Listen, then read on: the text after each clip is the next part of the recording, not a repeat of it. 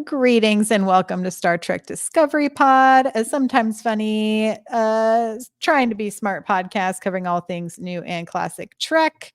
What does he know? I am your captain, Myrriah Gossett. With me on the view screen, we have Clyde Haynes. Insert funny quip here.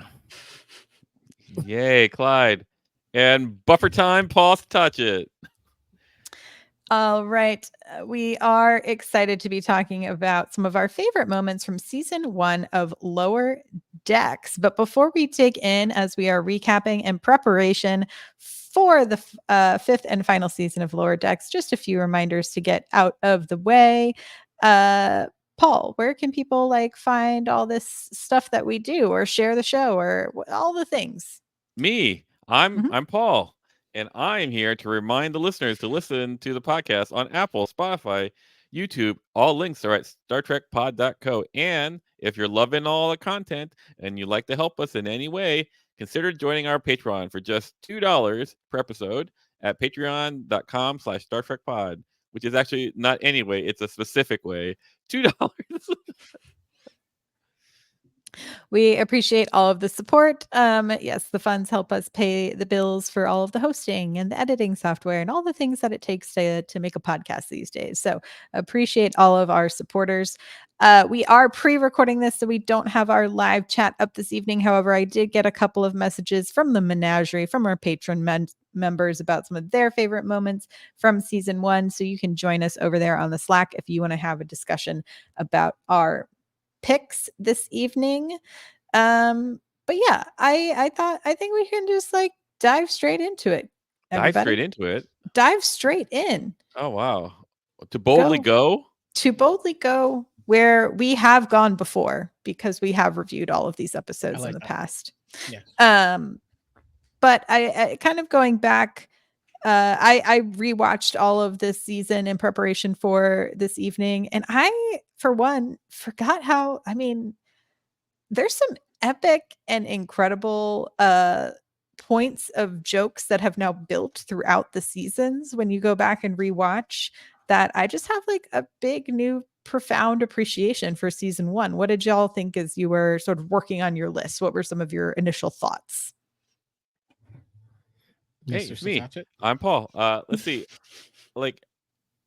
I'm always in awe of how warp speed the first season of Lower Decks was. Truly. I like Strange New Worlds did that too, but even Strange New Worlds had episodes where I go okay, this is okay. Whereas every episode of Lower Decks, I felt oh, I can watch this again immediately. For example, with Strange New Worlds, there's that effectively the holodeck episode where they all dress up as kings and knights and blah blah blah. Yeah. Never watch that again. But every single episode of Lower Decks first season, I've seen at least 3 times. Yeah, they all hold up really well. And the jokes, I feel like on this rewatch, I found even more jokes to love and to appreciate. And then stuff that has now since become long-term jokes of the show. And so it just really adds to, I think, the world building. But Clyde, what were some of your thoughts as you were working on this list? Well, sort of like Paul, there's a sense of awe, right?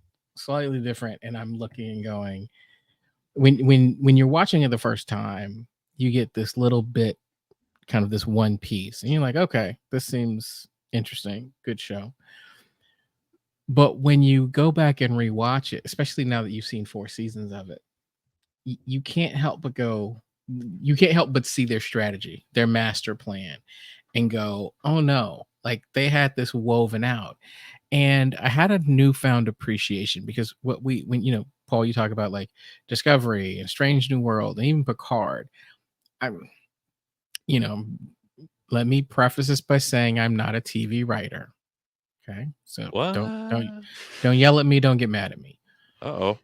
But I think that when you're doing a drama, when you're doing something serious, you're writing it and having this arc, I think it's a little bit more difficult when you're thinking about it from a comedy standpoint, when you have these jokes and you've got to set up jokes that set up jokes that set up jokes 5, 6, 10 episodes down the line.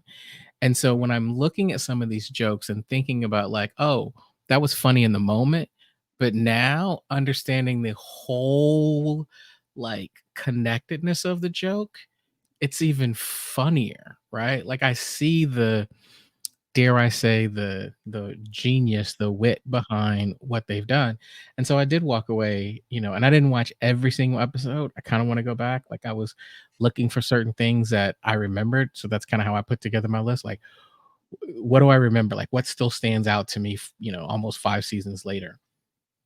And kind of going back and looking for those things, it was like, oh yeah, look about this and look about this. And we won't get just not, I don't know if it's a moment, but like I remember from the pilot that aha moment when you realize that Mariner was Captain Freeman's daughter. Mhm. Like that has become such a critical piece of this show that they didn't give us up front. Right. It's like now that you can kind of see some of the hints and potential and that kind of stuff, but then it's like you don't really get the big reveal until the crisis point episode. And it's like Mhm. such a, I think, smart building for the characters overall. But okay, let's go ahead and start our list. I didn't put mine in any particular order. I just kind of wrote mine, except for I would say my ultimate pod pick, which I think we all know what it's going to be. But we'll wait till we get there. We got to save it because it could be anything. It could be anything, guys. It could be anything. It could really be anything. It could be anything. It's not. But I'll start with maybe I'll try to put these in some kind of order, but one that stood out for me, especially on this second watch, I just found so funny and so silly and such a fun way to go down the list of all of these references is the Boimler girlfriend episode where essentially Boimler has the parasite. And I thought it was such a fun episode. One, there's the big string like theory board with Mariner, which is such an iconic image I see all the time on the internet now. And also you get to see like Mariner essentially walk through all of the times we've had like salt vampires, like all of these different references of like species that have infiltrated our Trek characters' lives in some way, shape, or form. And I just thought it was so funny and silly, especially with like, we get the Boimler reveal of him being nude, waiting for his girlfriend at one point, and then it's like I think really establishes the Mariner Boimler friendship relationship, and so ultimately, I thought that was like a really fun and successful episode. Cool. What about y'all? What's your number 5, if you will? I don't know that I put in any particular order. Yeah. But I'm gonna jump out and because it might be my number 1, but I'm gonna jump out and go Badgie. Badgie was probably close to my number 1 as well. It just like to me, I think I was reading an article that talked about it because I'm thinking like it was fun, right? But also terrifying.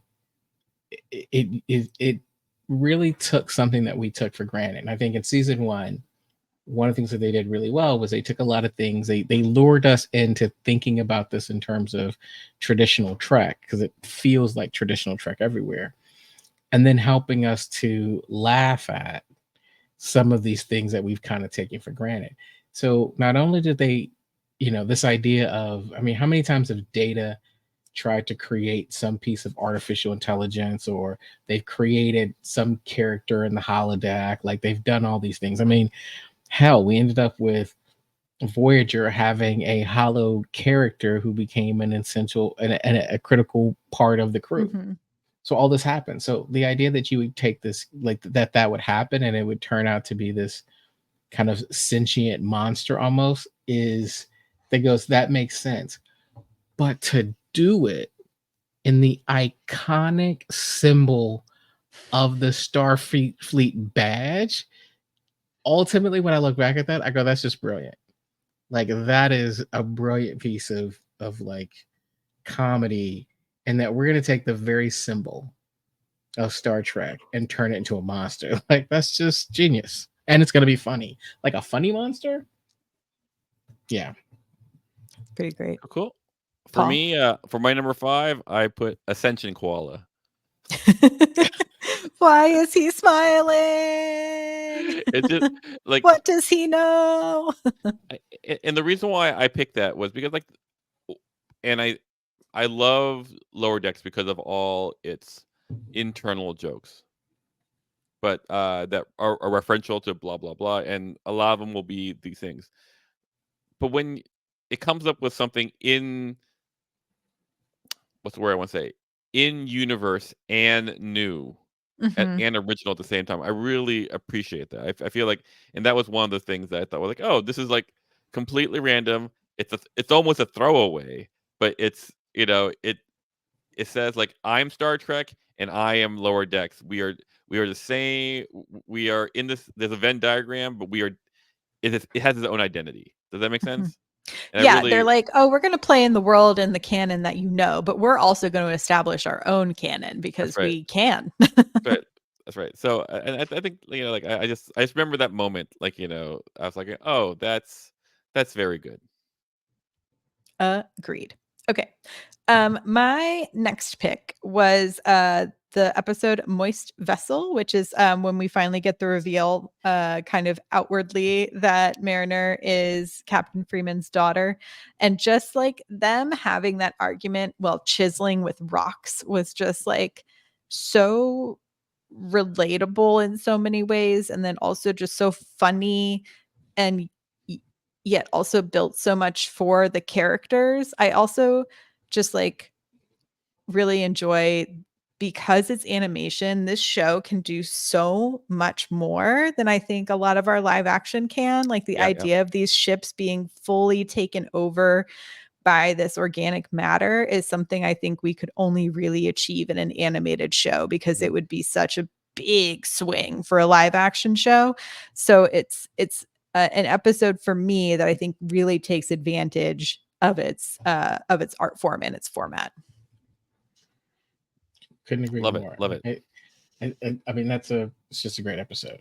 It's a great With a great episode. title. I mean, every time I see or hear the title Moist Vessels, I can't help but laugh just a little bit. I think for me, it is. I'm gonna go back to kind of look at my notes here. I'm gonna go back to Envoys, episode 2. The reason why I like this episode is this is the second episode of the series, and we get this almost immediate, like, this is not your Trek, right? Because typically we've always experienced the Klingons Mm. as this big bad scary force. Like, even as allies, they're scary allies, right? They're tough allies. And then And Mariner's like, I like to party with these guys. We're gonna right. drink the And blood wine. We're gonna go get some bowl of worms. Like, yeah, she's just all into, like it's almost like, hey, let me show you my side of the Klingons. And so that's is where we started to realize that, wow, Mariner's really different. And then it's the ongoing joke that she's lived this entire life that you don't know about, right? And so this is kind of the beginning of that. And I think even it might be this episode, of the first episode, when we see her swing the bat left, which is also one of my favorite moments. But like, we just immediately go, yeah, everything that you think you're gonna think about this show, don't think it. And so yeah. I like this one. I think that's like a smart tie to the cold open of the first episode, which is where she swings around the batlet and Mhm. like slices Boimler's leg open, and Exactly. Yeah. it's just like cut to And you- credits on the Boimler scream. yeah. Like it's like cartoon meat. Like Green Eggs Mhm. and Ham when it cuts in and you're like going, oh well, that they're making a choice there. This is what this is. It announces its presence with authority. Yeah, 100%. Paul, what's your next pick? Okay, so for my number 4, like this was an episode. There were it's chock full of stuff, like, but the episode that I watched and I go like, oh, I didn't remember how good this episode was, and this episode 3 where it's Temporal Edict, Mhm. uh, and like, this is where the concept of buffer time happens, where Mhm. Boimler is like a super nerd and is able to do everything like, within the time allotted, but the people can't keep up with, can't keep up with him. But like it starts off so strong with like, the captain like throwing shade on Cardassians. Like I learned to do the all stuff, and we all know they're creepy or so and Because and they because she was supposed to go on like a diplomatic thing on exactly. and she's like, what did I learn Cardassian for? Like all of this stuff. And I'm like, yeah, no one ever really has just said it straight out like that. Cardassians are creepy.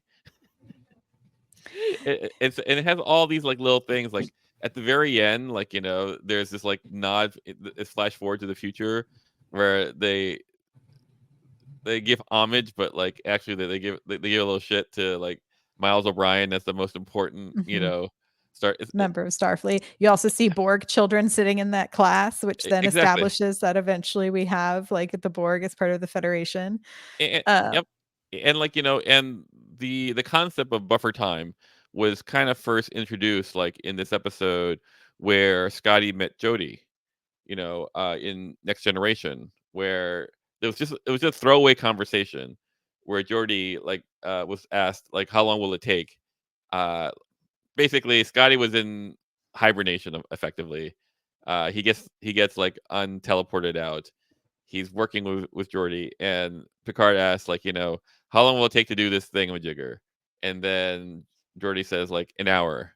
And then Scotty pulls him aside. How long will it really take you to do it? And then, and then he goes, an hour. He goes, like, why would you? How would you do that? Like, how would And so, like, the fact that like this episode is so deep cut in it's so referential, and it's just I don't know, it's just very good. yeah, I like that episode too because you have the planet they visit, that particular species like worships crystals, and then they accidentally bring down the piece of wood. Yeah, And then you have the classic Mariner line of like, you're not going to die from being hit by a spear. She's essentially like, you can't die in this world by getting hit by a spear. That would be absolutely crazy.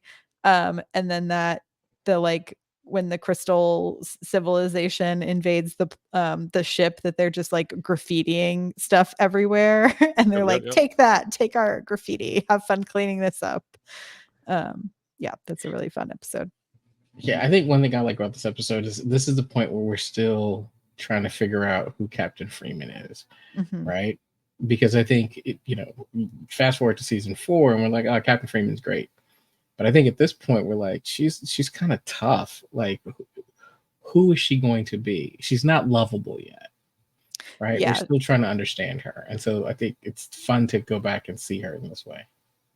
totally.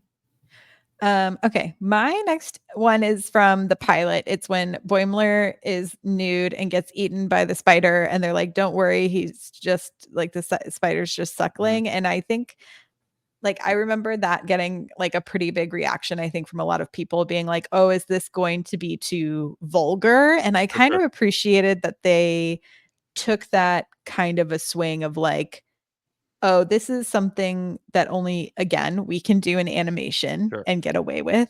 And I thought it was a really smart way to sort of set, I think, the big comedy swing tone that the show was going to really push Totally. forward. Like the moment, that moment, like my favorite part was like just phaser. It goes, no, you'll spoil the milk.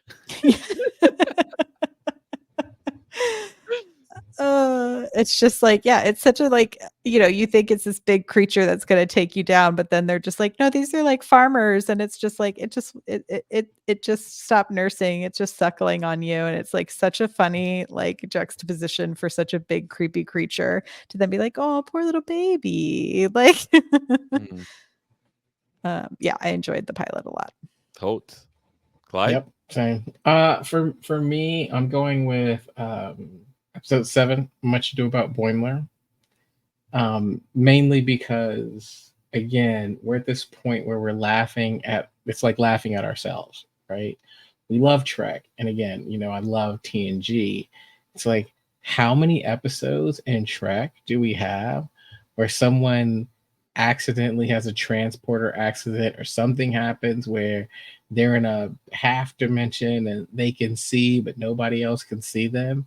And so for them to take a swing right in the first season to go, we're going to laugh at this because it's a bit of a trope that comes up a lot, and so we're going to step right into it. I was just like, I'm digging what I'm seeing here. Like, this is going to be a fun series. So it's kind of like laid the groundwork of going, don't take this too serious. Love it. Love it. Yeah, I think that episode too, like I loved how much they set up, like they played with tone so well for you to think that he's going to this evil place and this is like, oh, there's this dark underbelly to Starfleet, and he's just like, no, I just have an evil laugh, like don't worry about it. And then he's like, oh, I guess I probably should have like made the ship a little bit less ominous looking. And then we have the whole subplot of Tendy's like weird dog that she No, put that's mine. It's together. my number 2. Back off. Okay, Back I'll off. stop. That's back off. Back off. Go for it. Go for it. Go for it. I'm surprised we haven't had any Tindy stories yet. Like, I'm like, what's going on?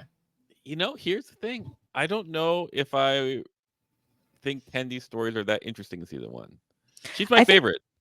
She's great, but I do think she doesn't get as much development quite as yet. I feel like Rutherford gets kind of that C character development in the first season more. So now I'm gonna have to switch 2 and 3 because, like, you know, because like you guys are on. So my favorite, my number 2 or number 3, depending how you want to look at it, is the dog in Much Ado. Because the dog is crazy, and the way that like they introduce the craziness of that dog is like so freaking like you watch it and you're like going, what? And so, like, you know, like, because, like, you know, Tendy Lee, like the first they introduce, hey, I just genetically engineered this dog, and then, like, you know, Tendy leaves the room, and all of a sudden the dog's neck breaks, looks back, and it becomes like a spider. And it's not like Spider-Man, like, you know, it is full, like, you know, the Conjuring type, you know, and you're like, Spine break, yeah. what the hell happened? Like, what am I watching? And then, like, and you'd go, oh well, that's a nice gimmick. But then they just keep on running it throughout the whole, you know, the whole episode. Like, there's a point where the dog's just walking, and then it turns to like a brick of aluminum or something, and just keeps on rolling, and you're going, what the hell was that? It's just so clever. It was so clever in a way that I was like, oh, I suppose like this is what I tend to enjoy is like the throwaway lines, you know, because they may not always get the most like spotlight, but like in some ways that's where the voice of something is. Yeah, I mean, even at the very end when Tendy's saying goodbye to the dog at the dock, and she's just like, you know, she finally realizes that all of this extra genetic coding she gave the dog is not actually what is typical in a dog. And then she's just like, but wait, you are a freak. And then the dog's like, I know, and I love it. I just didn't want to scare you. And then the dog just flies away. And you're just like, this is Like, incredible. Like, and you're missing the most important thing. The dog is talking. Yes. Yeah, the dog talks. And then when Tendy's like, what do you mean dogs don't talk? Yeah. That was great. Kind of sticking on a Tendy point, but my next thing is the Crisis Point episode. It is one of my favorite things about the series is that every season we get a movie homage episode. And they just like, it's just so dense with references that it is just like a feast for the Trek mind, as well as still carving out, I think, all of its own like themes and topics and areas that it wants to explore. You know, speaking of Tendy, it's the episode where she kind of gets to really stand up for herself and be like, hey, like, not all Orions are pirates and thieves, and like I don't really like playing into those stereotypes. And I thought that was a great Tendy moment. You know, iconic Mariner v. Mariner in a fight sequence, which was also really great. And the Vindicta versus Captain Freeman fight was also really great. Yeah, and then Boimler just trying to still like suck up for the interview and still trying to keep a hold of the chaos that has been reigning. And then a thing that I had forgotten about, and I hope they pick back up at some point, is Rutherford and chief engineer, who have like a little bromance going by the end of that episode. But Sure. then by the end of the season, obviously Rutherford's whole memory gets like wiped and reset. So he doesn't have the knowledge of that like moment anymore. But I was like, oh, this is sweet and nice. And yeah, just overall Crisis Point. I loved that episode a lot. So Crisis Point was a big one for me too, for a lot of the reasons that you said. But one of the little pieces for me that made this stand out is it feels like this is when we were maybe introduced to Dr. Miglimo. Yes. And so Paul F. Tompkins enters the chat. and so I just looked and was like, for such a strange character, like, here we go. And I remember thinking, what the hell is this? I'm not sure I'm up for this. And here we are about to start season 5. And Miglimo is a part of the crew, like a true part of the crew. And so this is one of the moments that stand out to me, is because Mariner was sent to talk to Dr. Miglimo, and And I like like he's funny. He's super funny. And at the end, it's like we get that nice bookend of then Captain Freeman going in for therapy and like kicking the table and being all like huffy and puffy about it. And you're like, oh, you and Mariner are the same people. Like, and you both have seemingly similar things to process in this room with Dr. Miglimo. Paul. Okay, well, Paul. I guess I'm changing my number 1 to my number 2. So it like I think probably my favorite moment in season 1 is in Crisis Point, and when it's the Mariner and Mariner fight. Mm-hmm. And I think like ultimately, uh, it really just says everything about her in the show. Like here's who she is right now, and it's and I'm a sucker for this, like for the like, oh, tough guy with the the soft heart, and like blah blah blah, and like she sacrifices herself for the crew. It's like really, uh it's just really good as far as like just your classic, uh because like the episode is a movie. It's a great, uh a great arc for the movie in the Right. TV show. Right. Yeah. Like you It- get a full character arc in the episode, AKA the movie, but then yeah, it speaks so much to the full arc of the the, character of the season. Yeah. exactly. So you're like, that's pretty slick. It's like the way that it renders is really clean, and Mm-hmm. you like, and like you see like the therapy of it all, and like after like her telling her why she's the way she is, and she's like, oh shit, that was a lot of, huh, I guess I need the therapy. you Like, oh know shit, this worked. Yeah. yeah, so I mean, I thought that was like ultimately what it showed was the show is funny and irreverent, but it has heart, and like the spine is the emotional spine is there.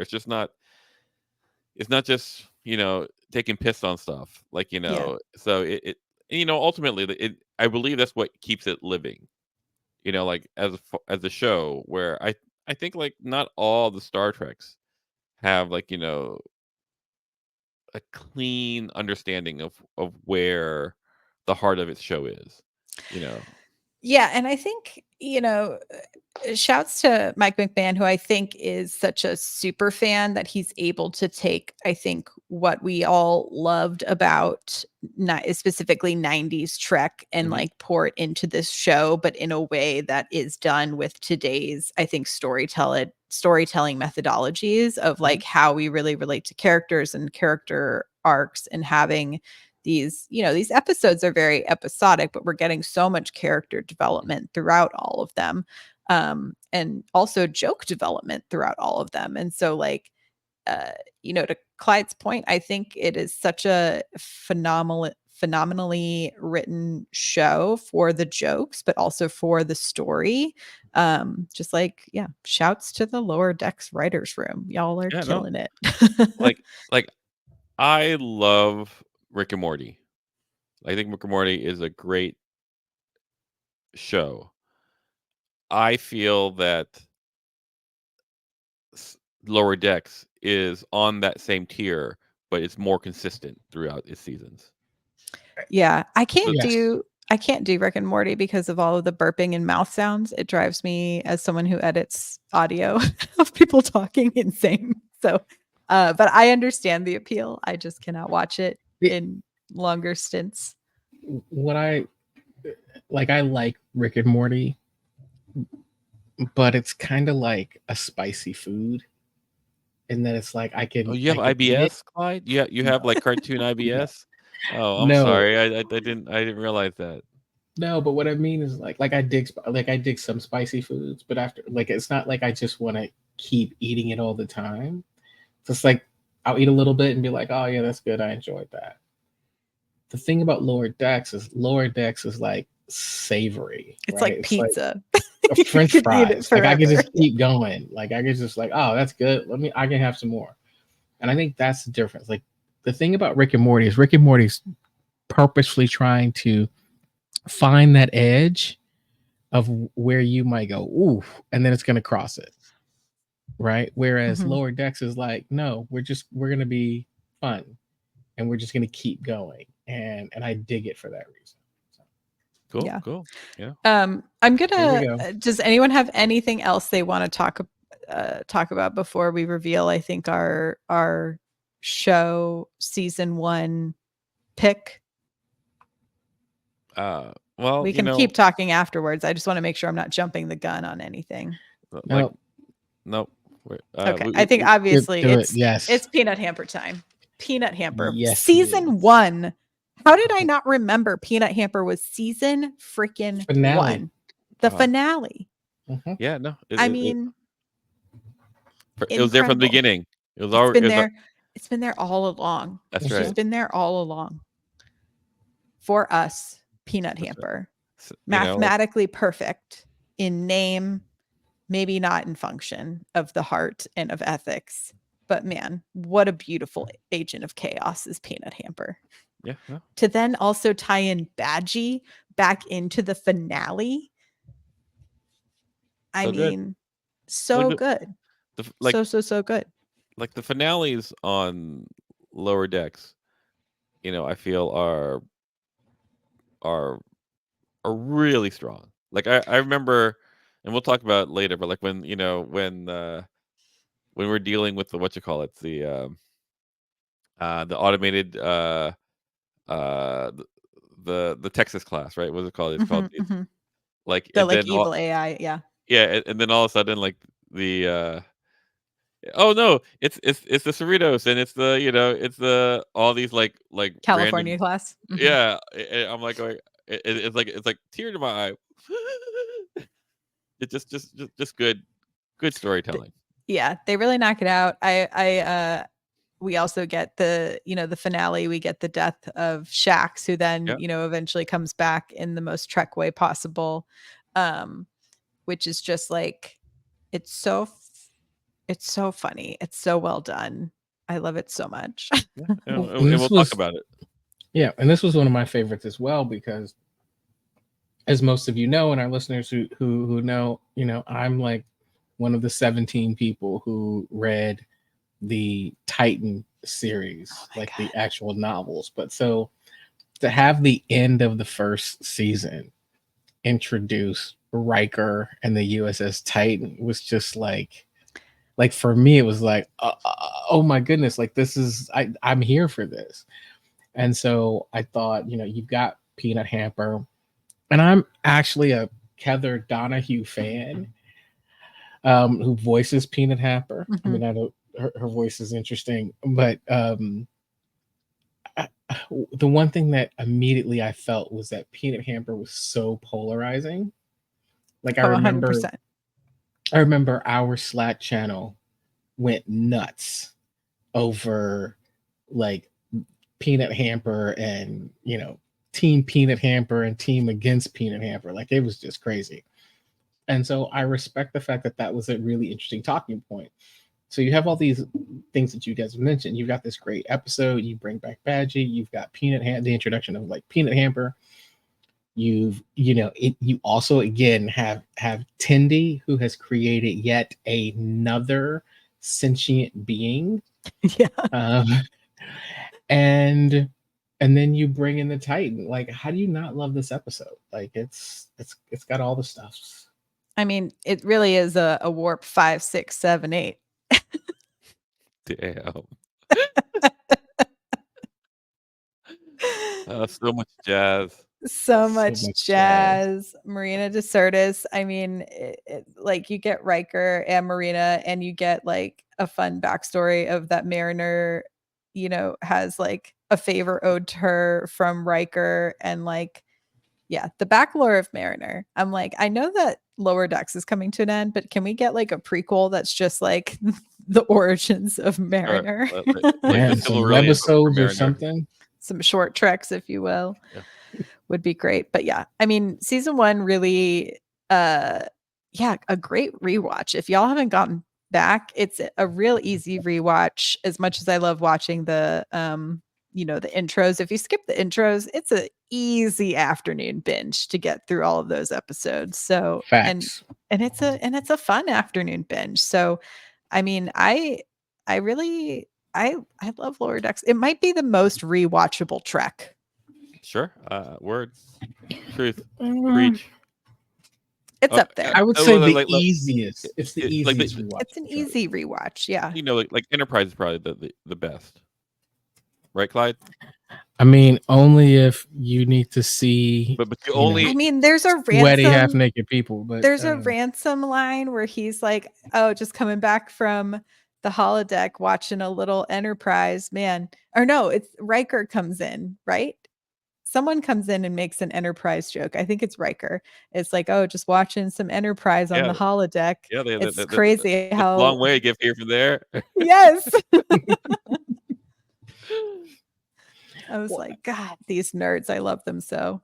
No, but I do think you're right. Like, the thing about Lower Decks is it's at warp speed, right? Totally. So you're talking about 30 minutes tops, but it flies. So when you talk about easy to watch, you can pop it in. It's gonna hit you, and it's got that beat, boom, boom, boom, boom, boom, boom, boom, boom. The thing about the other series is they're not trying to speed up at all, right? You're talking about 45 minutes of a show.